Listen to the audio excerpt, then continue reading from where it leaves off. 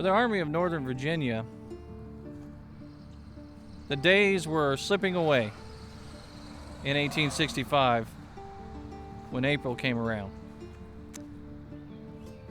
And right here, at a place called Appomattox, this is where it all ended for that army. This is where the beginning of the end of the American Civil War took place, at Appomattox Courthouse.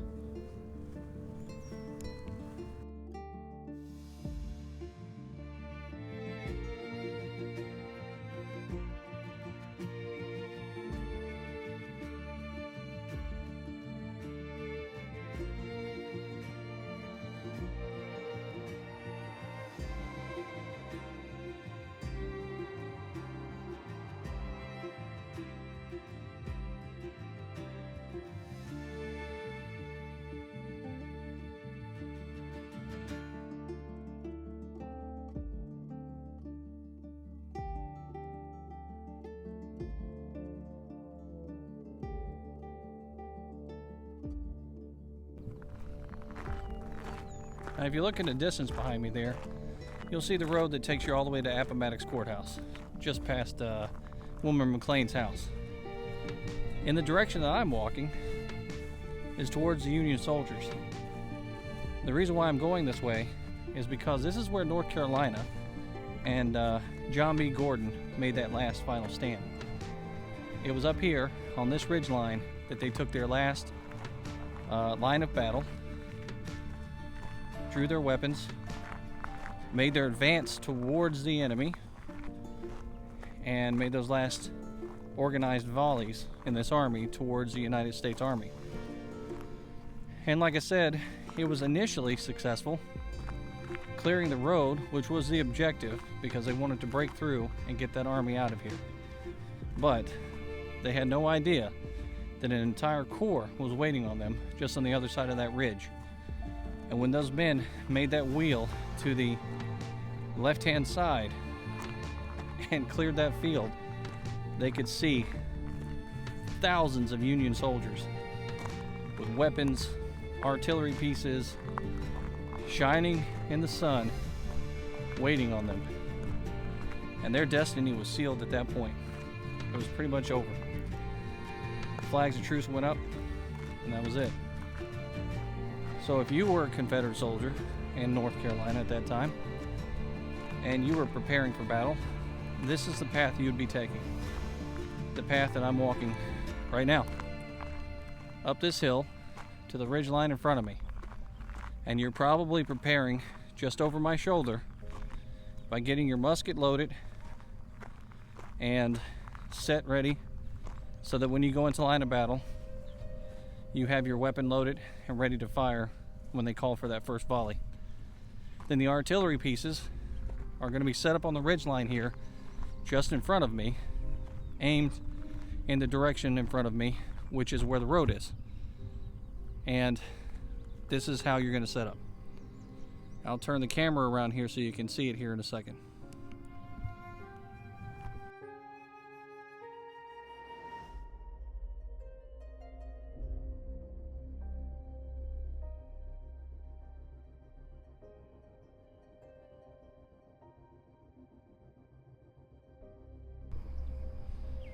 Now, there's only one actual monument out here that was placed to any regiment or any unit out here about the Battle of Appomattox, and that's that one that we just went to not too long ago. But there are markers on the field that talk about the location where these soldiers fought. The one behind me here is to North Carolina, talking about Jenkins and the regiments that were underneath him. And if you look all off in the distance here behind me, you can see the fields, the rolling hills and the fields that they would have been in this direction here, going here, and then wheeling this way. This is the troop movement of North Carolina and John B. Gordon heading up here for that last skirmish, as they call it. Because it's not really a battle. The battle of the station itself was further down the road and off in this direction. And that was a complete and total disaster for the Confederate Army, just like Sailor's Creek was as well. Again, we're talking about the end here. This army had just come out of 11 months of siege warfare in Petersburg. They were as depleted as it gets, and demoralized, and just torn to bits at this point. The army had lost probably about 10,000 soldiers or more just on the march and the fights along the way. And when they get here, it's a small bunch compared to what actually left the trenches at Petersburg, Virginia. So Major General Brian Grimes is out here, along with Captain Jenkins, and they are charged with the majority of the fighting that takes place in this location where I'm at right now, facing the Union Army. It wasn't until Grimes captured an officer from the United States Army that he found out that there were about 10,000 soldiers facing him, coming towards him in his position. With that information in hand, the Confederate Army knew that they had to retreat and get out of this position. Otherwise, they were going to not only be captured, but they were probably going to be killed. So they made the smart move and they started to retreat. But as they were retreating, they had to leave somebody behind to slow things down. And that's where the 4th and the 14th North Carolina come into play. And out in that position, close to where I was talking about earlier, where the monument is, just over my shoulder, up over this ridge is where 4th and 14th made that stand. And they slowed down the forces as they were coming in this direction, until eventually they were completely surrounded by the U.S. Army. Eventually the 4th and the 14th had to surrender right then and there. That was the end of it for the 4th and 14th. And they really didn't get to see the surrender here at Appomattox because they surrendered prior to that. Now looking all off into my front here, this is the position we're talking about with North Carolina, up on the ridgeline. The initial assault runs from this direction here. Fitzhugh is off in this direction here. And Gordon and his men are generally in this area, running across the actual stagecoach road that we were talking about. Right there where the sign is, that road runs up this hill in this direction. The men are across this way. The town is back in this direction over here. And this is where Gordon and his men have to fight. Eventually, they march off from this location here, up this hill, over that ridge, and then they wheel in this direction.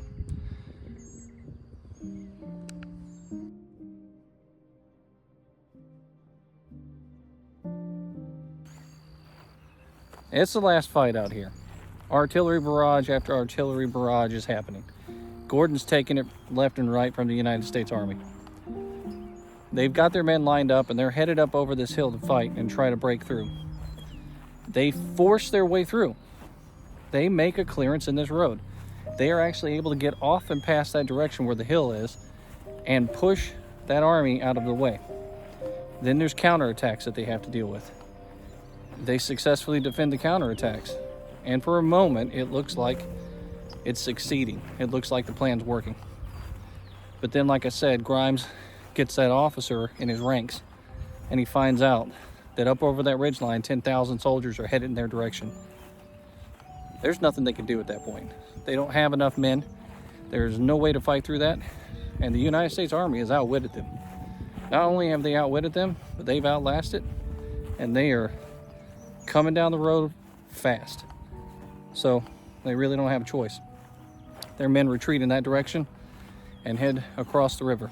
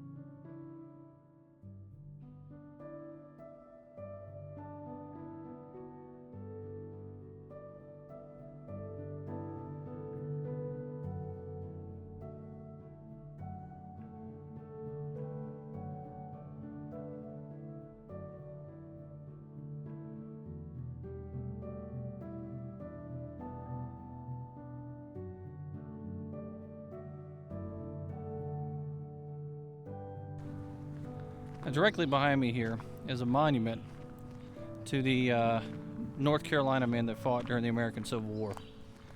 And it was put in place out here by the state of Virginia and North Carolina, and by veterans of that, by veterans of the units that were out here at the Battle of Appomattox. Now, coincidentally, Appomattox is one of those places where North Carolina kind of shows what it's made of and continues to do what it had been doing during the entire war. You'll hear people talk online all the time that debate about Civil War and units that have had mass casualties and things like that. And a lot of times when they talk about the Army of Northern Virginia, they will say that North Carolina actually provided a lot of those casualties, meaning a lot of men were wounded or died from those North Carolina units. Out here in this field, in the direction I'm walking now, I'm walking towards the wheel where the units wheeled from. Now, they were lined up across the street in the opposite direction, going this way. Eventually they met with the forces out here and drove them from the road that's in front of me, and then wheeled over towards their left, which is towards me. And they were facing the Union soldiers back here. And then eventually, all along this ridge line that's behind me here, way off in the distance, the Union soldiers, an entire corps shows up to fight. So they've got cavalry to their rear, they've got soldiers to the front, and they've got a corps on their right flank facing them. Then eventually flags of truce come up, and that pretty much paints a picture that this is over with here. But the soldiers here that were fighting in those Carolina units, you couldn't have told them that. They didn't know anything better than that. Basically, they had their arms, they were doing what they were told to do, and they were fighting here.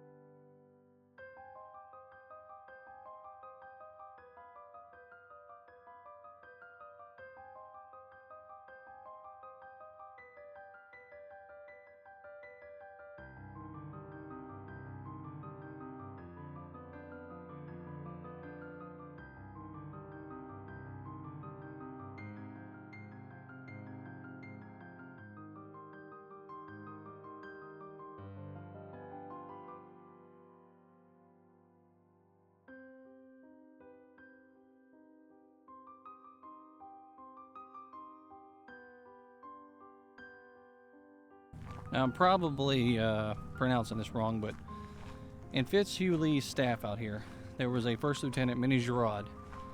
And Minnie Girard was riding his horse with Fitzhugh Lee and company because they were swinging around and basically getting out of Dodge. Fitzhugh Lee wasn't going to allow his cavalry to be taken captive out here, and he wanted to ride out and meet up with Johnson in North Carolina to bolster the forces down there and to prevent himself from being captured here. As they're riding away, Minnie Girard gets hit with a mini bullet, and the Minet goes into his body, through his shoulder, and lodges inside the rib cage. As he's laying on the ground, he writes a note to his mother, and he tells his mother, "I lay laying and dying where I expect to be, on the field," as the cause that he said is dying. So he can feel in that moment that his army's reason for fighting is dying and it's over, that the end is near. And he expects to die, and he writes to his mother telling his mother that he's going to die before he sees the end of it. Eventually, Manny Gerard makes a full recovery, and not only does he make a full recovery, but he ends up meeting the surgeon that saved his life in New York City sometime in the 1880s, I think it is. So it came full circle for him, and thankfully for him and his parents, he survived the wound. But it's just one of those small stories. He could have been the last casualty out here for the Confederate Army at the Battle of Appomattox, or at least the last death. He might have been one of the last actual casualties or woundings here at Appomattox.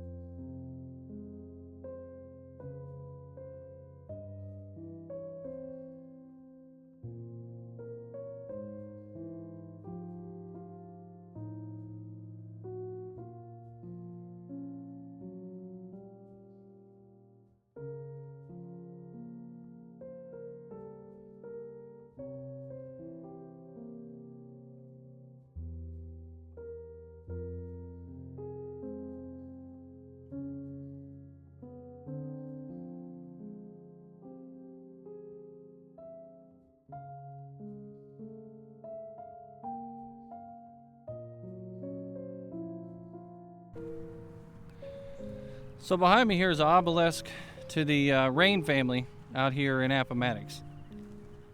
Now, the only connection that the Rain family really has to the battle here at Appomattox and the surrender is that the Rain family built the house that Wilmer McLean owned. It was created by, I believe, John Rain.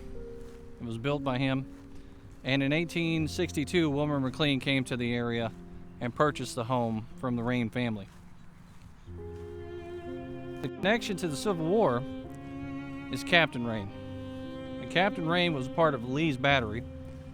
And in 1863, November of 1863, Captain Rain actually died in combat at Mine Run that year. So families here in the area were connected to the Civil War and connected to the Army of Northern Virginia, and some families were connected to the Northern armies as well, all throughout that time. It was not uncommon to hear of a split between families during this war. It is, however, neat to see things like that obelisk behind me, which was erected in the 1900s on top of the actual family cemetery.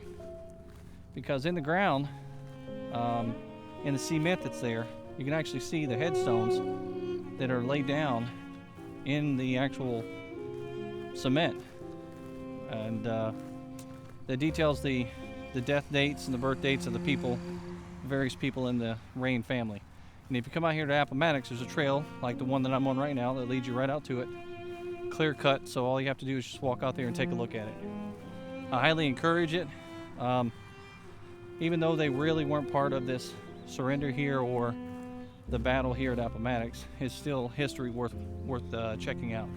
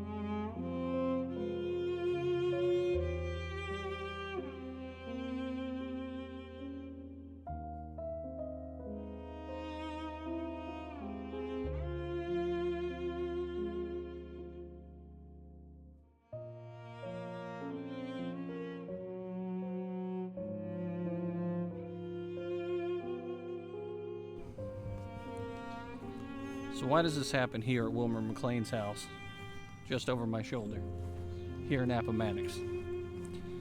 Well, when the officer was sent forward to this town to try to secure a place for the meeting, he comes across Wilmer McLean out here in his yard.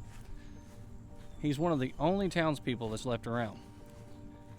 That was a good enough reason. Plus, the house was large enough for a meeting and a gathering. And he talks to Wilmer McLean, and they come up with the decision that this would be a sufficient place for the officers to have their meeting.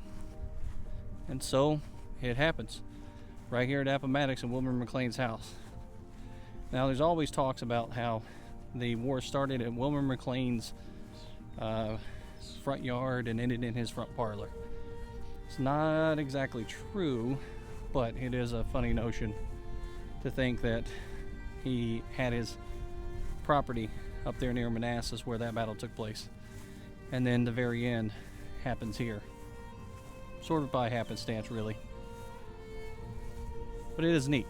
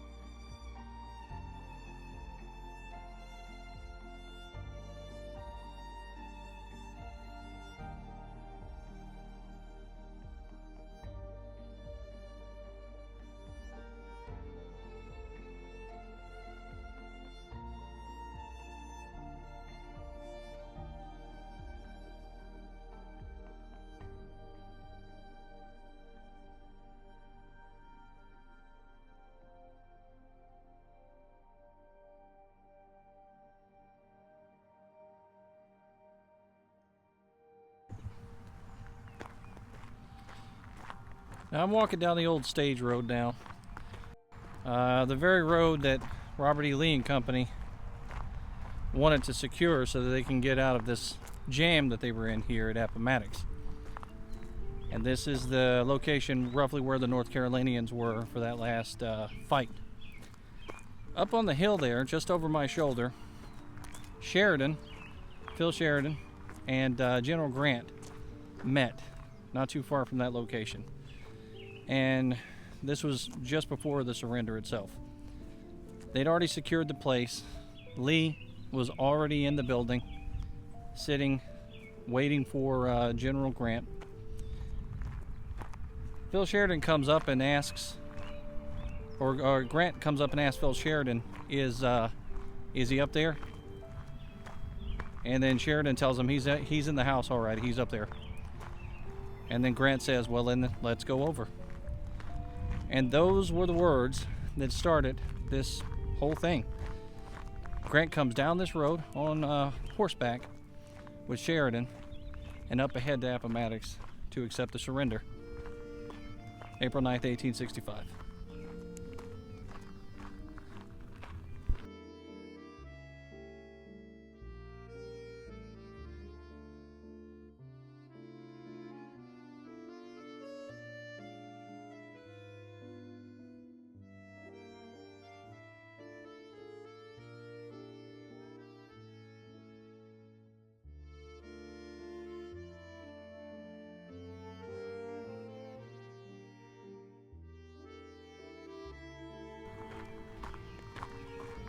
Now, just ahead, according to some things I read, there was a Jesse Hutchins, and he fought for Alabama. And Jesse Hutchins became the last known death for the Confederate Army here at this location. He's actually buried in the cemetery up over my shoulder there. It's a Confederate cemetery. And there is one unknown U.S. soldier that's buried there in that Confederate cemetery as well. But Hutchins was out here fighting, and apparently was mortally wounded here on the evening of the 8th in Appomattox. And that leads to his death. There are 19 other Confederate soldiers that are buried in that cemetery. Of 100 soldiers that were known to have died there near the end of the war, out in these fields and other locations. But 19 were placed in that cemetery just over my shoulder.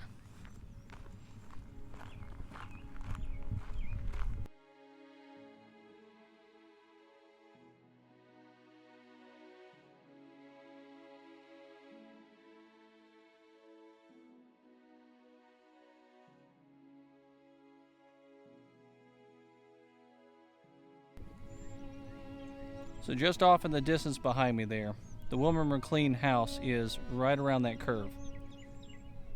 And the day of the surrender, Robert Lee comes riding up on his horse, Traveler. And he doesn't have a whole lot of people with him. He gets to the house, and everybody's just kind of staring at him. He takes a long look around, kind of breathes in heavy, and he gets off his horse. He walks into the house, and he's met by some of the general staff that's inside there.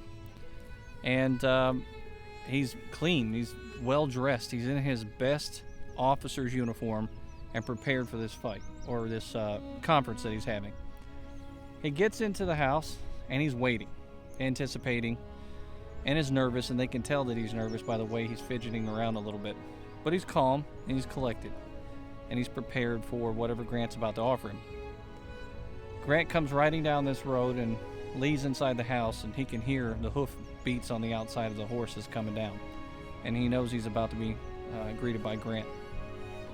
Now, this is a tenuous situation, because in the history of this country, this has never happened, where the entire army that's been fighting here is about to surrender, and the end of this war is about to happen, so they don't know exactly what's going to happen with the men that are fighting on the other side, the Confederate soldiers.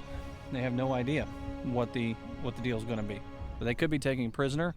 They could be incarcerated for the rest of their lives. They could be ousted from the country. They could even be put to death if they were previous United States soldiers, because technically, under the laws in the United States Army, they are traitors. They are people that are essentially going against the Constitution, and they have failed to uphold their oath to the United States Army and to the country. So Lee is in there anticipating and waiting, and Grant comes up. Now, Grant's this frumpy-looking man. He's got a dirty beard. He's had a headache for the last couple of days. He's covered in dirt. He doesn't have on a very glorious outfit at all. And he comes walking in, and you can imagine Grant standing there, dust falling off his uniform, and he extends his hand to Robert E. Lee and goes to shake his hand. Well, in that moment, Lee is not exactly the most friendly person in the world to him. He's just kind of cold, really, because you can imagine yourself being in that situation. You're about to surrender your entire army. You're probably not going to feel happy about it. General Grant's trying to make small talk, and he brings up the war in Mexico, and General Lee doesn't recall ever seeing Grant in Mexico. After a while, Lee kind of nudges Grant and says, that he wants to get on with the negotiations. So General Grant pins out the terms of the deal, and essentially he's going to allow them to keep their horses. He's going to allow the officers to keep their sidearms. He's going to allow the men to return home as basically they're prisoners, but still he's going to allow them to return home and to the farm fields, because he knows the season's coming up for farming. That's completely unheard of. He just allows them to walk away from the field and go back home. And these men, even though they're defeated, they get to go home to their families, and they get to see the end of this war too. Lee accepts the terms and returns back to camp. And when he gets to camp, he goes into his tent. He writes a letter to his soldiers, and he doesn't come out of that tent. And that is how the end comes for Robert E. Lee and the Army of Northern Virginia. Any kind of celebrating that was happening at the time out here on this field, there were soldiers all around lining these roads. But any kind of celebrating that was happening, the officers were doing their best to quiet it down. At least until the Confederates went back on the other side. Robert E. Lee went back to his camp. Because down this hill is a small brook, and then on the other side there's another rise. And out in those fields, that's where the army is camped. Last but not least, General Grant sends rations to that army to feed it. Humanitarian effort on the part of General Grant. This here, everybody talks about Gettysburg being the place where the country comes together. But really, Appomattox is where this country comes together.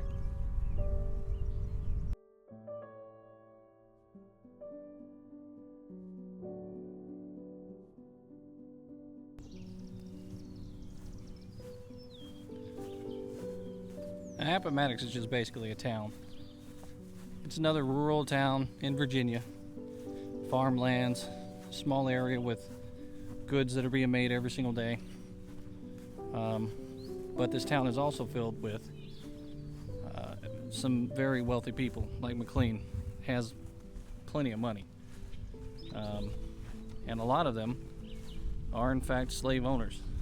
Matter of fact, when you come out here to this property, you can look at the Wilmer McLean property, and there are slave cabins directly behind it on display for you to see the conditions that those people would have lived in. When you consider the house that you walk through, the massive size of that house, and the luxurious items that are on the inside of McLean's house, including the extremely large, long table, and then you go to the small cabin out back that probably anywhere between 6 to 10 people, maybe even more, slept inside. It's kind of a sad state for anybody to live in, especially given all that they do and all that they did for the people that lived in that house. And really, the end of that war is what allows those people to have their freedom. That's really what was at stake. It wasn't just necessarily about people wanting to control and rule themselves as much as it was about freedom. Freedom for those slaves. The war didn't necessarily start out that way, but it definitely ended that way. And I don't know, you really can't say much else about it. That's the exclamation point on it. Without the victory, without them securing the victory here, and really causing that army to surrender, who knows how long it would have went on. It could have went on for a long time afterwards. But realistically, after Lee surrenders, the majority of the forces in the field start laying down their arms rather quickly. And it takes anywhere between 1 to 2 months before every single force that's in the field within the southeastern United States pretty much has the message, and they're done. There are other major conflicts that happen right after the battle, or right after the surrender here at Appomattox, but nothing of any major consequence for the United States and the United States military. The end is pretty much there. But unfortunately, after the surrender here, Abraham Lincoln would be assassinated, and his plans would never fully be developed. But Grant did stick to the plans of trying to bring back in the soldiers that surrender out here at Appomattox. Bring them into the fold.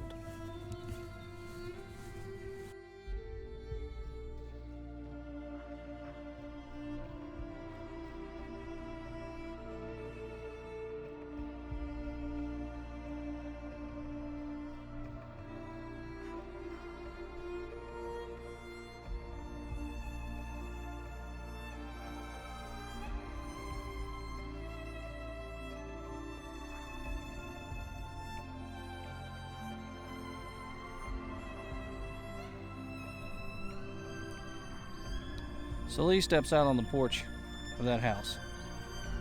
He takes a deep breath in. He looks around. And he pumps his hand into his other hand in a fist twice. He reaches for the reins of his horse out in the front yard. He gets on and he quietly travels down the road. All the soldiers around, they know exactly what just happened. And there's a hush over all of them, because they still don't 100% know that it's over. They're waiting on that word to come in. And when it does, and the rumors start flying, people start to celebrate. Then the general officers along the lines quiet them down and tell them to have respect for the other side. They don't have to do that. They've won the war. They've defeated the Confederate Army at that point here in Appomattox. They don't have to tell them to quiet down. They can be victorious and cheer. But they tell them to quiet down. That's pretty unique. It's very, very unique.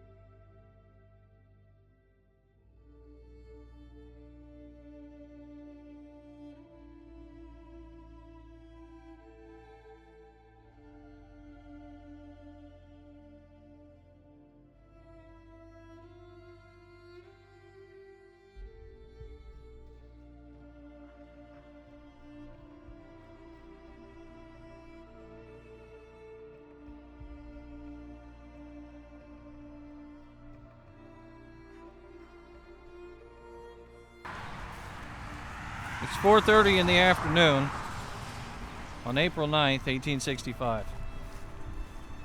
General Grant has just talked to Robert E. Lee at the McLean House. He's had that conference, the very famous conference that happens there. And as he's riding away from the location where he just met with Lee, he decides to stop on the side of the road. And I'm walking out to the rise in the field right now here at Appomattox, where he actually made that stop. Somewhere out here in this field, he basically pulls his horse off to the side. He sits down and he scribbles on a note. They know it was a rise in the field, and that the sign details the information. And this is the rise in the field here, and I'll flip around so you can see it. Out here in this field, somewhere behind me, is where General Grant stopped to scribble that note. There was no gloating, there was no big celebration. It was a simple note to let Washington, D.C. and the President of the United States know that Robert E. Lee and the Army of Northern Virginia had surrendered here at Appomattox. That note makes its way to Washington, D.C., and by that evening, the bells are tolling and celebration is taking place. The hope of a nation coming back together and a new birth of freedom really takes place right here in this field behind me.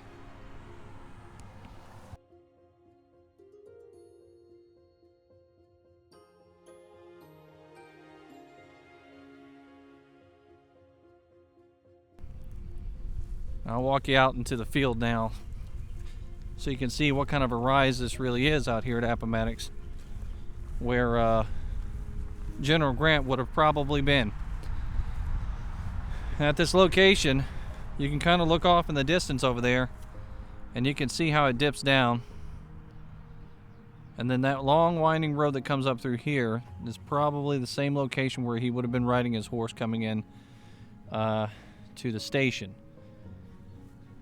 out here in these fields, this is the last place that General Grant took the fields. He spent his last night in the fields out here as a general of this army during the American Civil War in the field. So that's significant because it's basically him spending his last night as a combatant out here in these fields.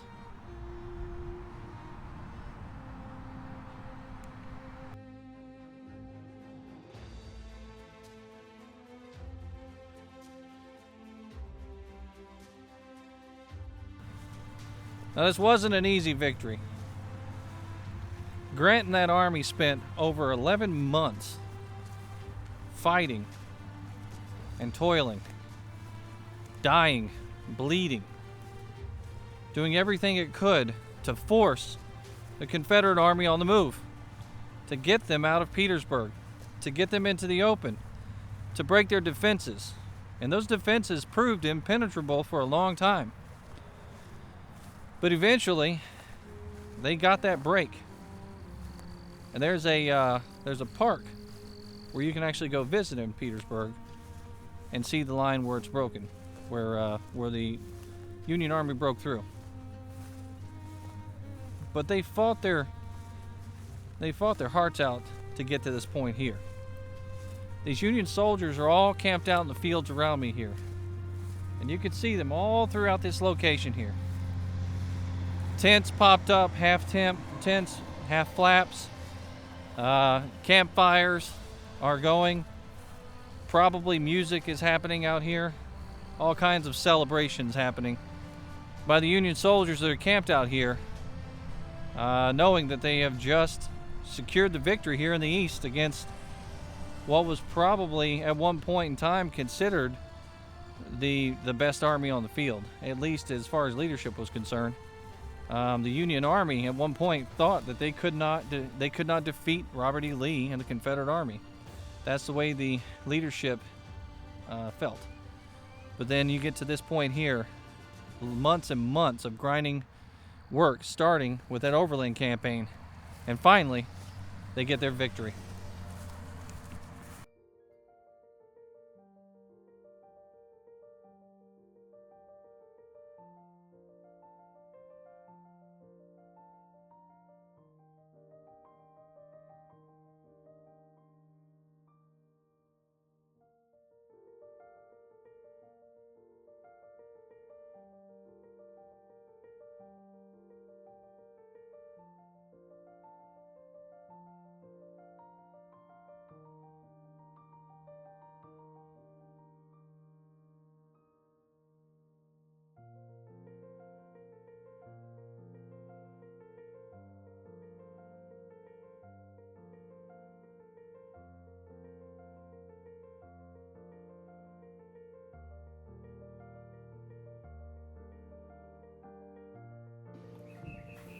I'm inside what was the Lawson family home.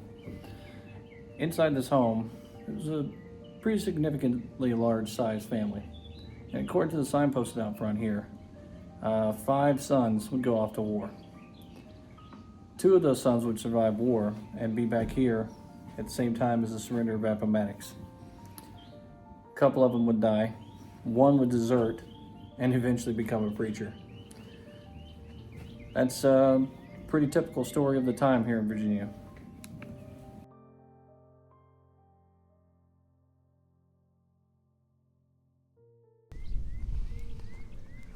All along this road to my left and to my right, there was Union soldiers.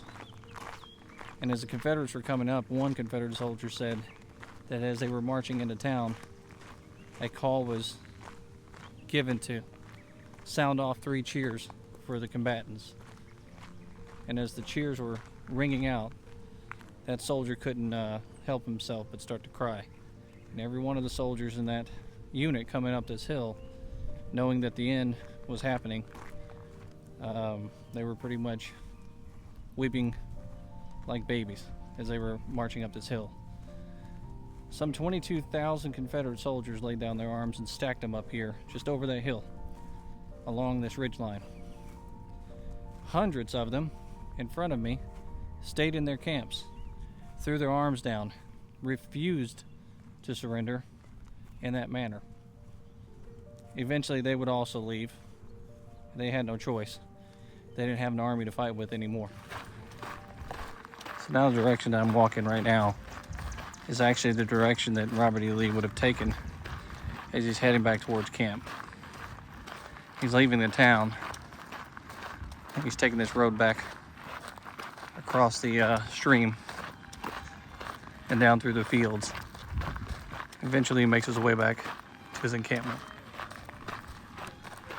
Now on the knoll directly behind me here, Grant meets Lee on the 10th of April, and they discuss Lee helping him out because he thinks that Lee can essentially call off the rest of the armies in the field.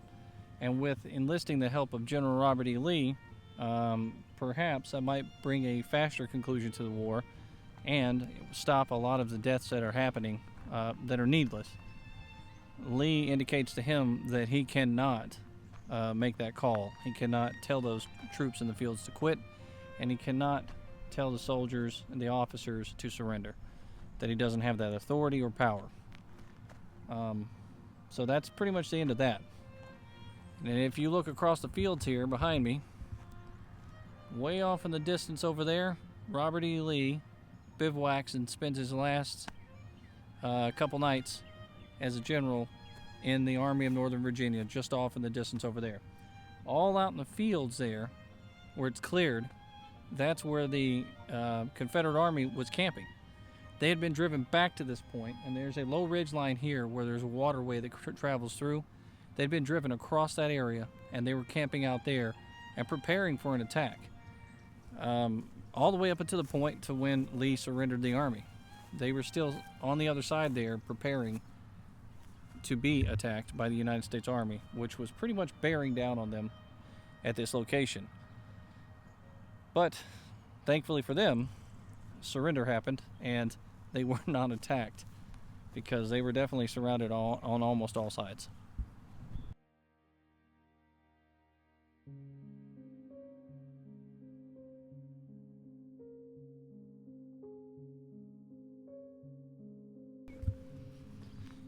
Now, somewhere along this ridgeline here, we don't know exactly where it happened, but I'm going to use my imagination here.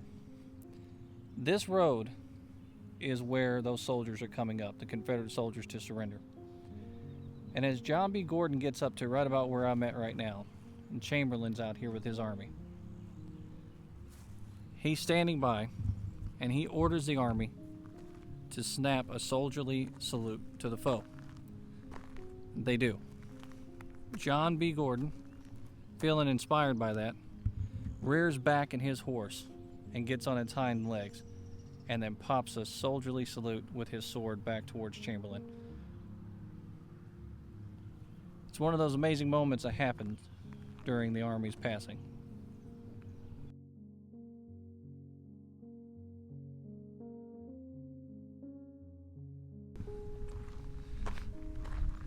So now it's April 12th, and the Army's traveling up this road. And as they're coming into town, you can see on my left side and my right side, there would be United States soldiers. And they're all in formation to receive the army that's surrendering. Now, that's an old Napoleonic warfare thing. It's something that they did back in those days.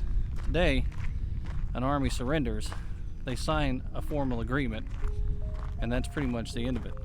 And then their leaders are held accountable for whatever transgressions or war crimes that may have been committed or anything like that.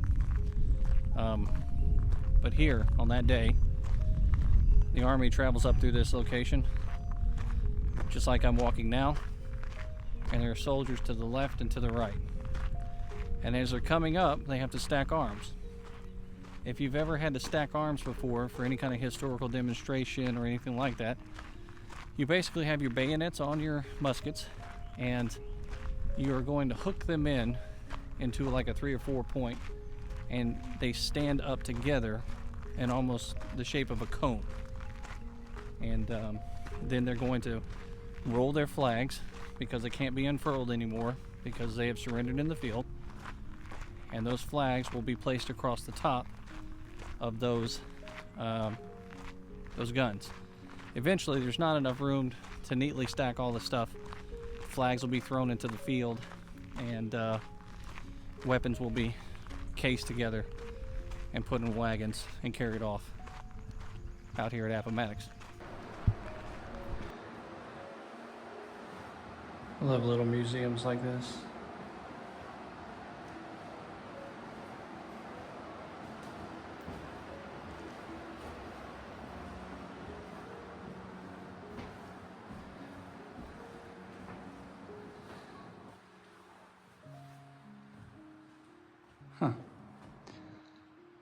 So this is what it would have looked like when they had the printing presses fired up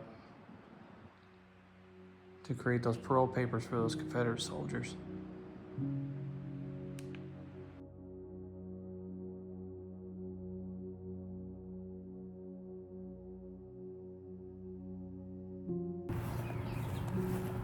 So I'm now walking down the old stagecoach road, the Lynchburg Road, where Robert E. Lee would have come up through. As you can see over my shoulder there's artillery pieces in the field. This is actually where the artillery pieces for the Confederacy was staged for the surrender. There were 60-something pieces of artillery that were surrendered out here, and that was only roughly about 1/5 of what they started the retreat with. So you can see all the way up to this point, the Army is literally falling apart all along Lee's retreat. That entire trail that leads here to Appomattox.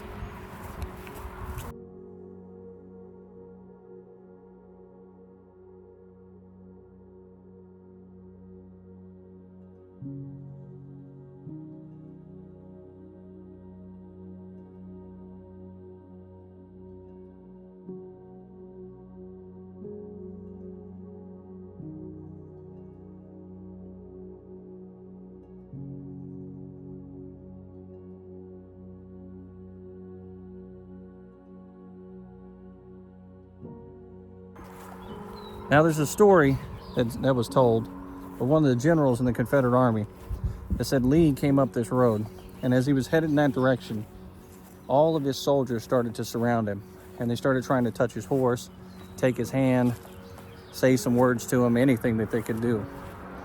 And as they got up to the old man, they realized that he had tears flowing from his eyes, and he really couldn't say a whole lot because he had just surrendered the army.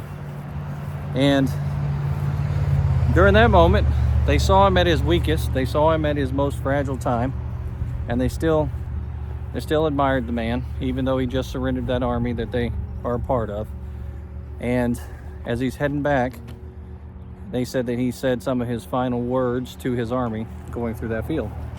Up ahead of me here, though, the celebration was on.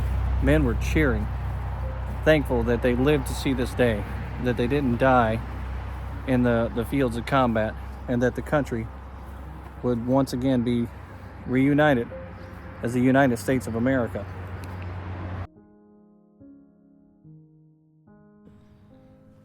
How accurate these signs are out here, I'm not exactly sure. But usually they're pretty close to the proximity of where something happened. And this sign behind me here indicates that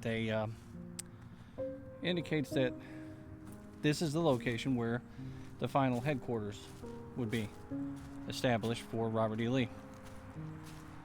Somewhere here out in these woods, he would sit around a fire and he'd talk to John B. Gordon and his officers and Longstreet, and he would discuss the final moves, the impending fight that was coming, how they were going to break free of it and eventually make their way to North Carolina and be with the Army of Tennessee in North Carolina to try to continue the fight effort down there. But it wasn't going to work out, because the very next day that effort failed and they had no option but to surrender. Thankfully, for their sake, General Grant was feeling generous, and when he accepted their surrender, he gave them very generous terms of surrender. It was not it was not the kind of terms that you normally would see in those days when an army surrenders. Normally the army surrenders, turns over their arms and their flags, and they're marched off to a prisoner of war camp. Not in this situation. Grant allows them to go home. He paroles them. It's pretty amazing what happens here.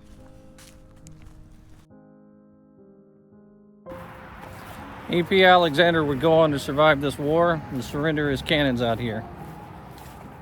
To think about some of the names of the men that were actually fighting in this army on the Confederate side and still surviving is pretty amazing. And likewise on the Union side. Joshua Lawrence Chamberlain, the hero of Gettysburg. The eventual hero at Petersburg. He writes poignant words about the war, about his experiences. The man survived so much. All of them did. And here they are to see this day. The surrender at Appomattox.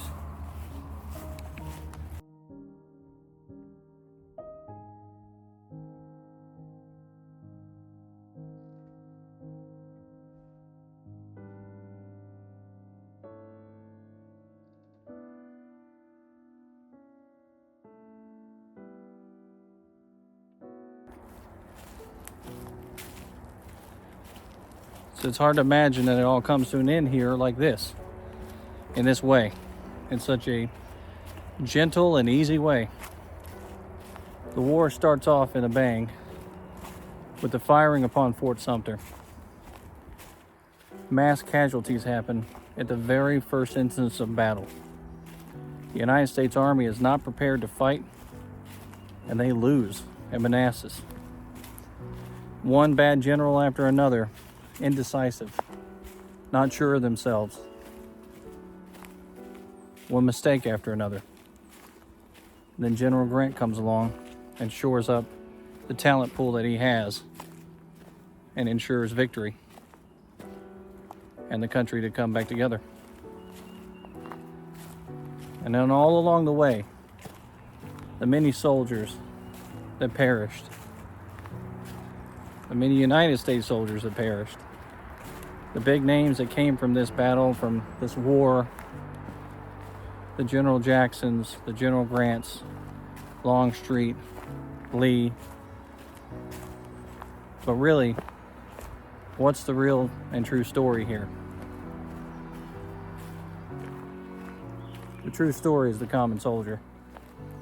They're the ones that sacrificed the most. They left their homes, their families behind, and they served honorably. And some of them died on the field honorably. Those United States soldiers gave everything they had to keep this country together.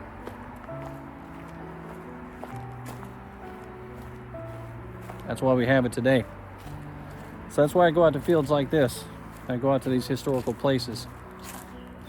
Not only do I have fun out here, but I kind of pay my own tribute to these men and the women that serve in their capacity throughout our history to progress our country into what it is today. A more perfect union. Not perfect, but better than it was. Well, I hope you've enjoyed the trip here to Appomattox. I certainly have. It was great weather for the trip. Till next time, this is History with Waffles.